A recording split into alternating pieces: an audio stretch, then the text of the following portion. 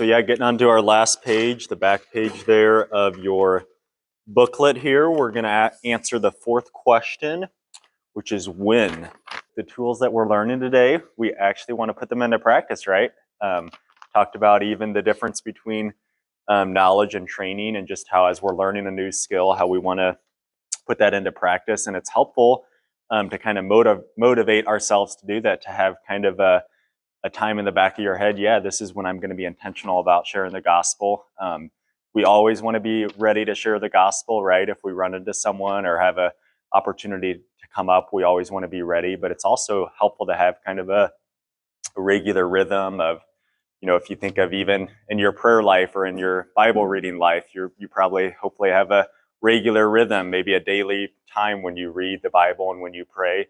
And if someone told you that they don't pray specifically at a certain time, then that might be a little bit questionable about how healthy that is. Because even though we always want to be praying as things come up throughout the day, it's helpful to have that set time in the morning or the evening to be specifically praying. And that actually kind of ties into the first aspect of when. So we want to think about, when are we going to pray for those people on our prayer calendar? And we all identified a person that corresponds with a day of the week, a lost person in our life who we want to be praying for. Praying with that mindset in Colossians of, for God to open a door for the gospel to be preached to them. So, so that first idea of when are we going to pray?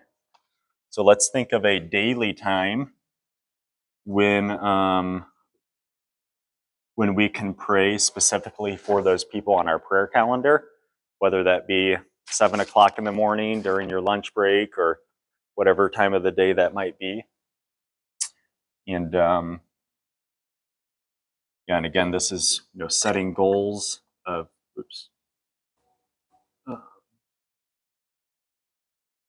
putting some of these things into practice. Next thing we want to set a goal for is, when are we going to share specifically the gospel? Whether it be someone on that prayer calendar or just anyone you might run into.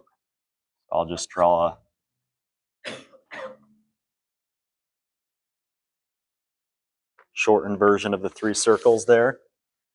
So, and even specifically for this, I ask you to just think of one specific person, either on your prayer calendar or someone else who comes to mind, who you might feel led to take some of those tools we learned and maybe offer to pray for them and see if you could either text or you could call, or who you might be seeing in person at some time in the future. So think of their name and also when that next time will be that you're going to see them and have that opportunity. And then the last thing we want to think about is who can we train in the 411? So this booklet that we've made here together today, who's a believer in our life who we think might be willing to learn this new tool and who it might benefit to learn? And think of, once again, a name, or if you got more than one person, then also if there's a time you have in mind, you might have that opportunity to do that. As we talked about earlier, there's a great multitude of lostness around us, and it's going to take more than just us to reach the lost. We want to train other believers to engage the lost as well. And also, when we train other believers, that helps us feel more comfortable with the tools and practices ourselves. I was even excited to be coming here today helping with the training, because I knew it would help reinforce the tools in my own life.